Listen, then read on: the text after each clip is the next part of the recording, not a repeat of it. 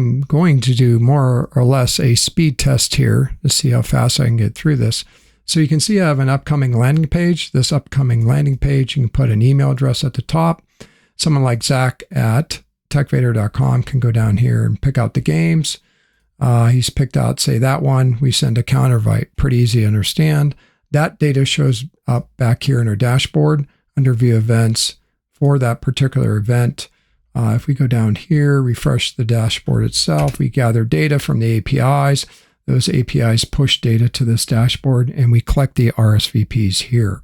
So you can see that I've been doing this today, and that particular one I just did for Zach showed up here. It's in our data set. So that said, though, the topic is how do we change data on this page? So the setup is I have this data here that is coming off of a personal calendar. We send all that data to the AWS calendar invite server using a create command, create at calendarsnack.com.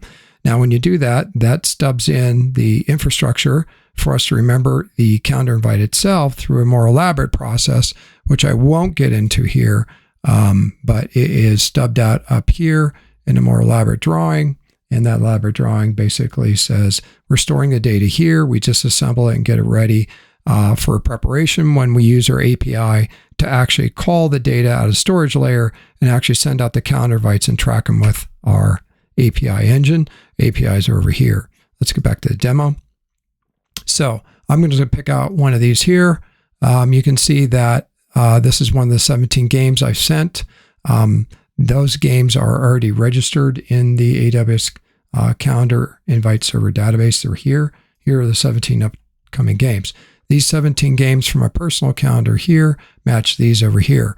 I'm going to go in and pick out one of these, that one there, and you can see that the message body is there. I'm going to go ahead and expand this so you can see it, and you can see the fact that create at calendarsnack.com was used, and we ingested that data into the AWS calendar invite server. Now, that's the Colts. We're going to go look at the Colts versus the Arizona Cardinals for October.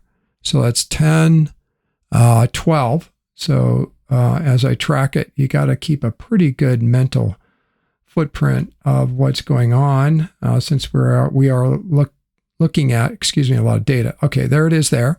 You can see nothing's been done here, and it's the same data set. So Indy at Cardinals, Indy at Cardinals, it's round 6.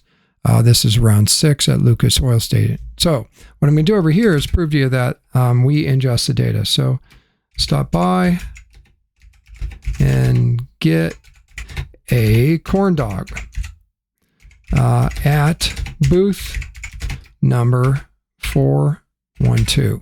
So the concept here is I'm going to add a promo data message in the message body. I'm going to hit save, and that data is going to get pushed out through our data engine that processes this calendar invite back to here. And anybody that's taken a calendar invite downstream and has it on their calendar, we can actually change it now and push data to not only the API layer here, update any apps that are attached to the APIs, but we are also updating calendar invites from people that have sent them to themselves or through a list manager, which is one of our routes to market. That said, back to the demo, and I'm going to update the screen. I'm just going to reflash it. And you can see I said stop by and get a corn dog at booth 412.